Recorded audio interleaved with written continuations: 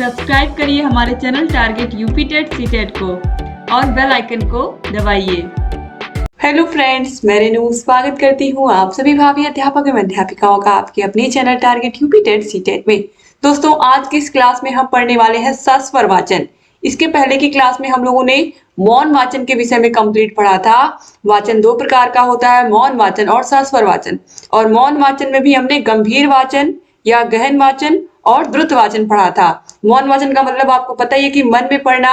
जब हम पढ़ेंगे तो हमारे आसपास वाले भी डिस्टर्ब ना हो, यानी कि कोई कविता, कहानी, नाटक कुछ भी है उसको हम अपने मन में पढ़ रहे हैं और अपने मन में ही समझते हुए आगे बढ़ रहे हैं, तो ये होता है मौन वाचन। और मैंने आपको ये भी बताया था कि जो मौन वाचन होता है वो बड़ी कक्षाओं में काम आता है। क्लास 1 to 5 के बच्चों के लिए ये काम नहीं आता है, क्योंकि क्लास 1 to 5 ये ऐसी एज होती है या ऐसी क्लासेस होती है जिनमें हम बच्चों का उच्चारण सही करते हैं, उनका प्रोनाउंसिएशन सही करते हैं, यानी कि किसी भी शब्द को कैसे बोलना है, कहाँ ठहरना है, कहाँ रुकना है। तो यहाँ पर बच्चों का बोलना बहुत जरूरी होता है, यानी कि सस्वर वाचन करना बहुत जरूरी होता है। इसलिए ये जो टॉपिक है ये अब महत्वपूर्ण है आप लोगों के लिए। तो स्वर सहित पढ़ते हुए अर्थ ग्रहण करने को सस्वर वाचन कहा जाता है। सस्वर वाचन के अंतर्गत वर्णमाला के वर्णों को पहचानना, उनको शुद्ध उच्चारण के साथ उचित गति में पढ़ना आदि क्रियाएं सम्मिलित की जाती हैं। सस्वर पठन पठन की प्रारंभिक अवस्था होती है। बालक जब बोलना प्रारंभ कर देता है तो उसे सर्वप्रथम बोल बोलकर पढ़ने का अभ्यास कराया जाता है। जब बच्चे को वर्णमाला का ज्ञान हो जाता है तो किताबों में बने हुए जो चित्र होते हैं, चित्रों के नीचे उनके नाम लिखे होते हैं, तो हम बच्चों से बोल बोल करके पढ़ने को कहते हैं। फिर कोई स्टैंजा होता है, किसी एक पर्टिकुलर मात्रा का होता है, तो उसको भी हम बच्चों को बोल बोल करके पढ़ने को ही कहते हैं। तो इस तरीके से दोस्तों यहाँ पर बच्चों को हम पढ़ना सिखाते हैं छोटी क्लासेस में। सस्वर वाचन के क्या उद्देश्य होते हैं? तो देखिए, सस्वर वाचन यानी कि जब बच्चा बोल बोल करके पढ़ता है तो उससे उससे क्या उसके उद्देश्य होते हैं बोल बोल कर बच्चे के पढ़ने के पीछे। तो पहला है ज्ञान में वृद्धि, फिर कौशल, फिर रुचि विकसित करना और फिर है अभिवृद्धि। जब बच्चा बोल बोल करके पढ़ेगा तो नॉलेज तो उसको होगी ही, और उसके बोलने का जो कौशल है वो भी डेवलप होगा, उसको अच्छे से बोलने आएगा। धीरे धीरे वह उस कविता, कहानी, नाटक में जो भी पढ़ रहा है उसमें वह रुचि लेने लगेगा, और फिर उसकी धीरे धीरे ये आदत में आ जाएगा, वो किताब को रोज पढ़ना चाहेगा। ठीक है। अब देखिए सस्वर वाचन के प्रकार। तो सस्वर वाचन के दो भेद होते हैं। पहला है पठनकर्ताओं की संख्या के आधार पर, यानी कि कितने लोग पढ़ रहे हैं इसके ऊपर भी सस्वर वाचन निर्भर करता है। तो पहला है व्यक्तिगत वाचन और दूसरा है सामूहिक वाचन। तो आप लोगों को पता ही है कि व्यक्तिगत वाचन में क्या होगा और सामूहिक वाचन में क्या होगा। व्यक्तिगत वाचन में कोई एक व्यक्ति, जैसे कि केवल टीचर पढ़ रहा है और बच्चे सुन रहे हैं, लेकिन टीचर पढ़ा रहा है और सारे बच्चे उसके पीछे पीछे वही दोहरा रहे हैं, तो ये सामूहिक वाचन हो जाएगा। फिर आते हैं कक्षा शिक्षण की दृष्टि से। तो कक्षा शिक्षण की दृष्टि से सस्वर वाचन 3 प्रकार का होता है: आदर्श वाचन, अनुकरण वाचन और संवेद वाचन। तो ये बहुत महत्वपूर्ण है। आदर्श वाचन क्या होता है? तो आदर्श वाचन वो वाचन होता है जो शिक्षक करते हैं, यानी कि शिक्षक के द्वारा जो भी बच्चों को पढ़ाया जा रहा है वह आदर्श वाचन होता है। शिक्षक के वाचन को हम आदर्श वाचन कहते हैं। अनुकरण का मतलब कि शिक्षक ने पढ़ाया, बच्चे फिर उसी के अनुसार अपना पढ़ रहे हैं। ठीक है।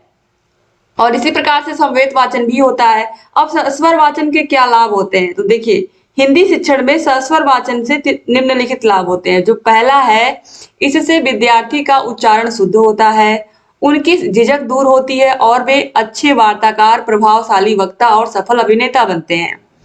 फिर है उच्चारण शुद्ध होने पर शब्दों को लिखने में वर्तनी की अशुद्धि नहीं होती है। फिर है छात्रों की मौखिक एवं लिखित दोनों प्रकार की भाषाओं में सुधार होता है। फिर है कक्षा शिक्षण की दृष्टि से शिक्षक के आदर्श सस्वर वाचन से कक्षा में जीवंतता बनी रहती है। फिर है जब विद्यार्थी शिक्षक का अनुकरण कर स्वयं सस्वर वाचन करते हैं तो उनके पठन कौशल का विकास भी होता है, यानी कि जब बच्चे, शिक्षक ने पढ़ाया, उन्होंने अच्छे से अनुकरण करके पढ़ लिया, फिर वो जब दोबारा उस चैप्टर को पढ़ते हैं तो अच्छे से वो उसी प्रकार से पढ़ते हैं जिस प्रकार से शिक्षक ने पढ़ाया होता है। तो इस तरीके से बच्चों के अंदर वो चीजें डेवलप होती हैं। और जब बच्चे सस्वर वाचन करते हैं तो मुख से तो उन शब्दों को बोलते ही हैं, लेकिन वो लिखा क्या है उस कहानी में वो सारे के सारे शब्दों को भी पढ़ते हुए जाते हैं, तो किस शब्द को कैसे लिखते हैं ये भी उन्हें पता चलते जाता है। और इस तरीके से जहां पर वो मात्राओं की गलती करते थे, जैसे छोटी बड़ी की मात्रा में गलती करते थे, छोटा ऊ बड़ा ऊ की मात्रा में गलती करते थे। अब अगर सुबह बच्चे ने देख लिया किसी कविता में या किसी कहानी में सुबह सवेरे चिड़िया बोली इस तरीके से, तो दोस्तों ये जो कविता है हुआ सवेरा चिड़िया बोली, यहाँ पर मैं उस एग्जाम्पल आपको दे रही हूँ। तो मान लीजिए किसी कविता में सुबह शब्द आया है, तो जो सुबह है बच्चे ने देखा कि सा पर छोटा ऊ की मात्रा है, ठीक है, छोटा ऊ की मात्रा है, तो अब जब भी वह सुबह लिखेगा, उसने किताब में देख लिया तो वो छोटा ऊ की मात्रा ही लगाएगा।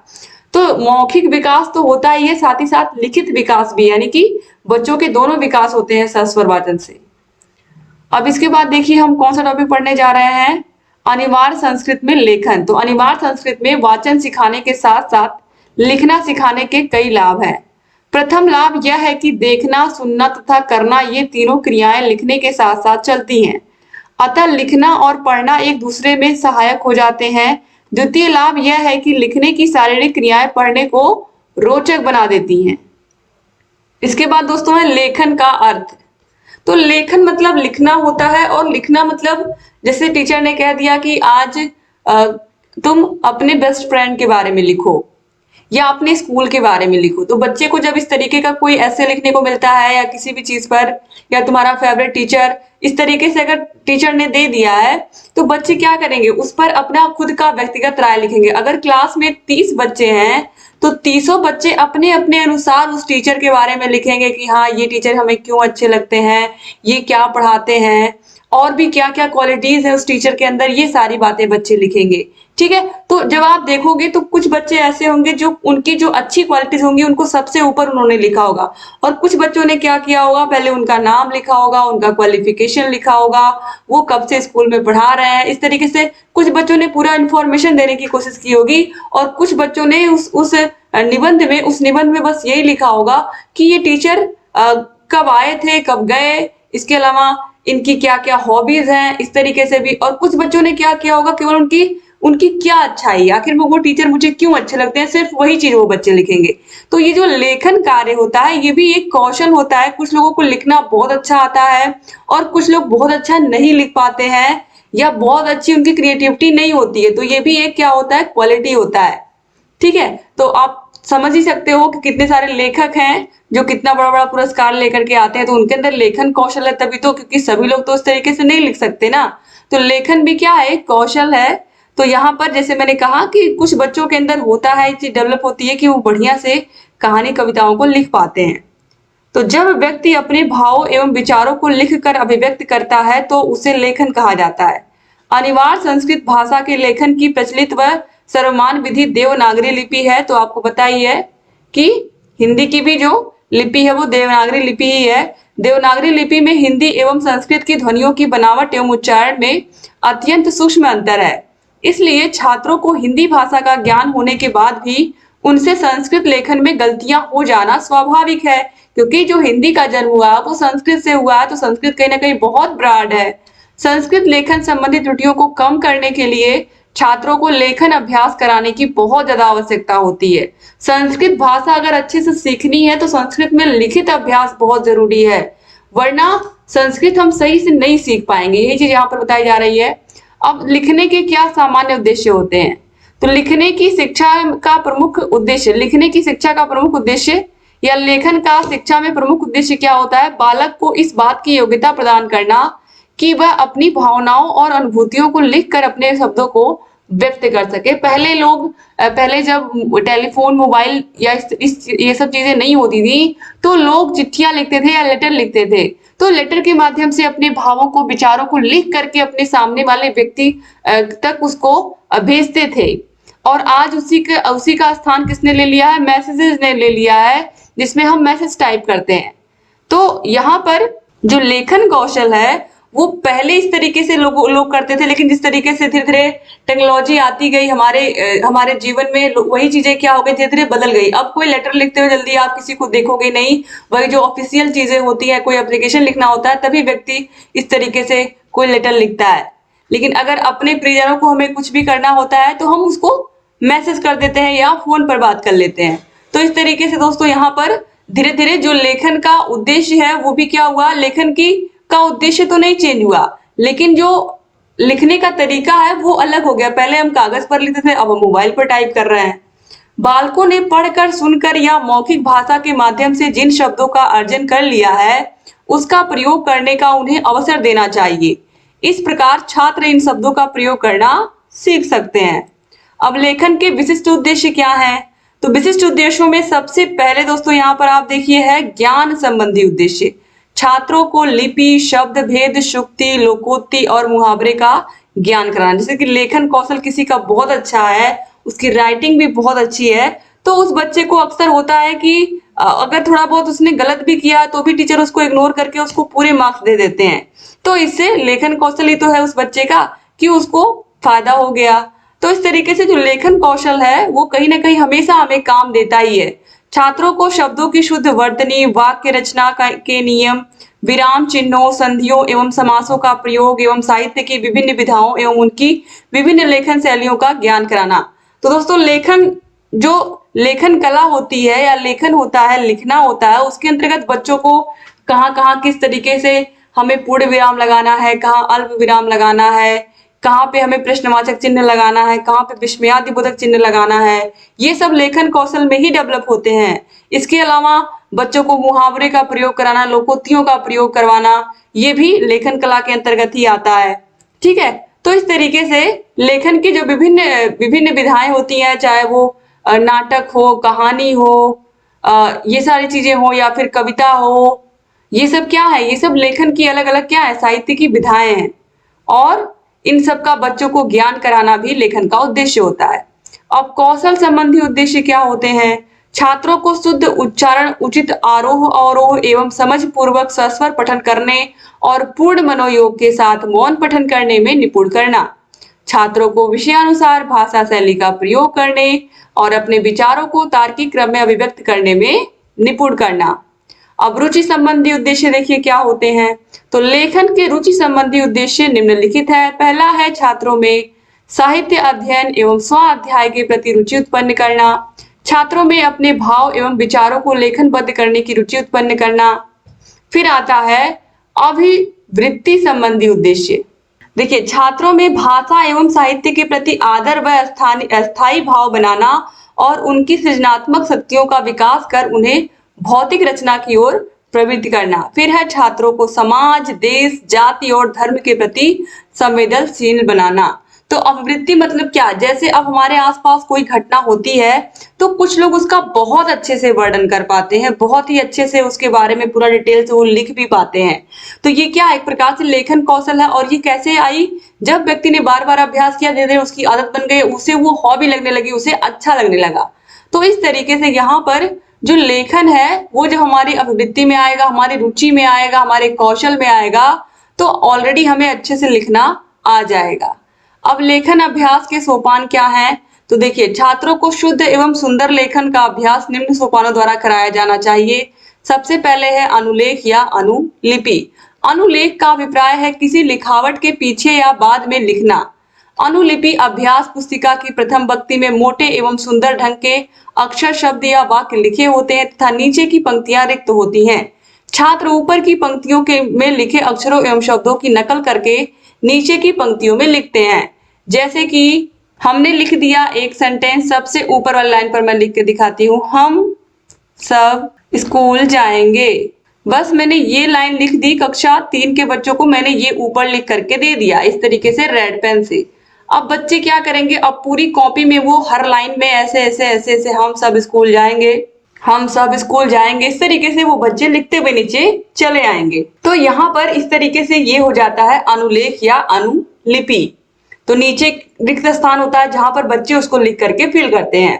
ऊपर की पंक्ति में प्रयोग हुए अनुस्वार, हलंत एवं विसर्ग को ठीक वैसे ही लिखने का प्रयत्न करते हैं बच्चे। जैसे कि हम सब स्कूल जाएंगे, उसके बाद पूर्ण विराम, तो बच्चे भी सारे के सारे लाइन में पूर्ण विराम भी लगाते हुए आएंगे।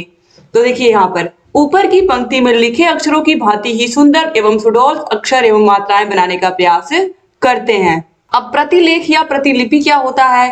तो प्रतिलेखन का अर्थ है लिखी हुई सामग्री को ज्यों का त्यों नकल उतारने की क्रिया।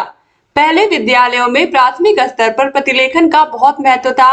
छात्रों को प्रतिदिन अपनी पुस्तक के किसी अंश का प्रतिलेखन करने को कहा जाता था। तो यहाँ पर कहा जाता था नहीं, कहा जाता है। अभी भी ये चीज बच्चे करते हैं, क्योंकि मैं खुद एक प्राइमरी टीचर हूँ, आप लोगों को पता ही है। तो अभी भी ये बच्चे करते हैं। इसका रीजन क्या होता है, बच्चों को हर दिन जो नकल है वो लिखवाया जाता है, जिसे हम प्रतिलेख या प्रतिलिपि कहते हैं। इससे बच्चों की जो राइटिंग होती है वो बहुत अच्छी हो जाती है। केवल अगर बच्चों को 15 मिनट का टाइम, मुश्किल से 10 मिनट ही मैं कहूंगी, 15 मिनट तो ज्यादा ही है, इतने मिनट में ही बच्चे बहुत ही अच्छे से सुंदर सुंदर 1 से 2 पेज लिख करके आपको दिखा देते हैं। और इससे उनकी राइटिंग जो है वो बहुत अच्छी होती है, लेखन जो है वो बहुत सुंदर होता है। तो इसी प्रकार शिक्षक द्वारा अनिवार्य संस्कृत के अंशों का लेखन छात्रों द्वारा अवश्य कराया जाना चाहिए। प्रतिलिपि करते समय छात्रों के अक्षरों तथा शब्दों की बनावट, अक्षरों तथा शब्दों के बीच की दूरी, विराम चिन्ह, शिरोरेखा, अनुस्वार, अनुनासिक, हलंत, विसर्ग, हाशिया तथा लिखावट आदि का ध्यान रखने का निर्देश देना चाहिए। तो ये सारी चीजें हमें प्रतिलेख में ध्यान देनी चाहिए। ऑलरेडी बच्चे जब लिखते हैं प्रतिलेख, तो आप देखोगे वो कहीं भी कोई कॉमा भी नहीं छोड़ते हैं, बहुत ही अच्छे से वो देख करके लिखते हैं। फिर इसके बाद है श्रुतलेख। श्रुतलेख यानी कि सुनकर लिखना। तो श्रुतलेख का अर्थ है सुनकर लिखना। इसमें अध्यापक बोलते जाते हैं तथा छात्र तेज गति से लिखते जाते हैं। जब बालक अनुलेख या प्रतिलेख में कुशलता प्राप्त कर ले, तभी श्रुतलेख का अभ्यास कराना चाहिए। शिक्षक छात्र के लेखन का परीक्षण भी श्रुतलेख के माध्यम से कर सकते हैं। अनिवार्य संस्कृत विषय का श्रुतलेखन कराते समय छात्रों को हलंत, अनुस्वार, विसर्ग, विभक्तियां एवं कारक आदि पर ध्यान देने के लिए भी निर्देश देना चाहिए। तो दोस्तों श्रुतलेख यानी कि ये बहुत बहुत इंपॉर्टेंट है। जैसा अभी आपने प्रतिलिपि देखा है कि स्कूल में रोज बच्चों को नकल लिखवाया जाता है, सेम इसी प्रकार से बच्चों को श्रुतलेख भी रोज लिखवाया जाता है। कम से कम 20 से 25 या कभी कभी 30-40 वर्ड्स भी मैं बच्चों को बोलती हूँ, ताकि जो उनकी इससे क्या होता है, श्रुतलेख का मतलब क्या होता है, सुनकर लिखना। बच्चे ध्यान से सुनेंगे भी, उनके दिमाग का भी विकास होगा, और वो लिखेंगे तो उनकी राइटिंग भी अच्छी होगी। तो इस तरीके से जो श्रुत लेख होता है ये बच्चों को बोलना बहुत जरूरी होता है छोटे क्लास में, और इसी वजह से हर दिन बच्चों को ये अभ्यास करवाना ही चाहिए विद्यालय में। तो श्रुत लेख का अर्थ है सुनकर लिखना, आपको समझ में आ ही गया होगा। श्रुत मतलब सुनना, लेख मतलब लिखना। तो इस तरीके से यहाँ पर श्रुत लेख बहुत इंपॉर्टेंट होता है बच्चों के भाषा विकास के लिए। जब वो सही सही से सुनते हैं तो वो सही सही से लिखते हैं, और आपके जो उच्चारण है वो बहुत सही होने चाहिए, क्योंकि अगर आपका उच्चारण सही नहीं रहेगा तो बच्चे सही से नहीं लिख पाएंगे। तो झटके में नहीं बोलना है, बहुत ही शुद्ध रूप से शब्द को बोलना है, तभी बच्चे ध्यान से सुन करके सही सही लिख पाते हैं। अब इसके बाद आता है उपसर्ग। तो उपसर्ग बहुत ही आसान है। उपसर्ग आगे लगता है और प्रत्यय पीछे लगता है। ऑलरेडी मैंने आप लोगों को हर सेमेस्टर में यही ट्रिक बताया है। तो उपसर्ग जैसे कि मुख शब्द लिखा हुआ, मुख शब्द में अगर आगे अभि जुड़ गया तो ये क्या होगा, अभिमुख हो गया। अगर हार शब्द में प्र उपसर्ग जुड़ गया तो ये हार शब्द क्या हो गया, हा के आगे प्र जुड़ा है तो ये प्रहार हो गया। तो हमेशा जो उपसर्ग होते हैं ये शब्दांश किसी शब्द के आगे आ करके उसके अर्थ में परिवर्तन कर देते हैं, और जो प्रत्यय होते हैं वो पीछे लग करके उसके अर्थ में परिवर्तन कर देते हैं। तो उपसर्ग शब्द दो शब्दों से व्युत्पन्न हुआ है। उपधन सर्ग, उप का अर्थ है समीप होना एवं सर्ग का अर्थ है सृष्टि करना, अर्थात ऐसे शब्द या शब्दखंड जो किसी शब्द से पूर्व जुड़कर नए शब्दों की रचना कर देते हैं उन्हें हम उपसर्ग कहते हैं। इस प्रकार उपसर्ग वे शब्दांश है जो किसी शब्द के पूर्व में आकर विशिष्ट अर्थ का प्रतिपादन करते हैं। इसके अलावा हार में अगर आ प्रत्यय जुड़ गया तो आहार यानी कि भोजन हो गया। हार शब्द में अगर सम जुड़ गया तो संहार हो गया। हार शब्द में वी जुड़ गया तो विहार हो गया। तो उपयुक्त उदाहरणों से स्पष्ट होता है कि मुख शब्द का अर्थ अंग विशेष है, किंतु उसमें अभि उपसर्ग जोड़ दिया जाए तो शब्द बनेगा अभिमुख, यानी कि जिसका अर्थ होगा सामने की ओर। हार शब्द में प्र, आ, वी तथा परि उपसर्ग लगाकर प्रहार, आहार, संहार तथा विहार शब्द बने। तो इस तरीके से यहाँ पर उपसर्ग आप लोगों ने देख लिया। अब इसके बाद अगली वीडियो में हम यानी कि अगली क्लास में हम प्रत्यय के बारे में भी पढ़ेंगे। तो thank you so much video को पूरा देखने के लिए, और अच्छे से आप सारे क्लासेस को अटेंड करिए। जहां कहीं कोई भी प्रॉब्लम आ रही है हमसे बताते रहिए, वीडियो को शेयर करना मत भूलिएगा, और सारे के सारे क्लासेस की link description box, comment box में मिल जाएगी। और अगर आपको ये सारे के सारे विषयों के नोट्स चाहिए तो नोट्स के लिए सारे विषयों के नोट्स तो आपको हम देंगे ही पीडीएफ के रूप में। सारे विषयों के चैप्टर वाइज टेस्ट, सारे विषयों के प्रीवियस ईयर क्वेश्चन पेपर्स, सारे विषयों के मास्टर क्लास, सारे विषयों के राजन सीरीज पूरी की पूरी कंप्लीट, पवन सीरीज पूरी कंप्लीट, ये सब हम आपको हमारे app target UP TET CTET app में दे रहे हैं। ऐप की link description box comment box में मिल जाएगी और ये हमारा कांटेक्ट नंबर है हमारा ऑफिशियल। अगर आपको कोई भी दिक्कत है तो इस नंबर पर आप हमसे कांटेक्ट कर सकते हैं 7705 954549। आप कोर्स को ले सकते हैं और अपने 4th सेमेस्टर की तैयारी को बेहतर से बेहतर बना सकते हैं। थैंक यू सो मच दोस्तों वीडियो को पूरा देखने के लिए। जय हिंद दोस्तों।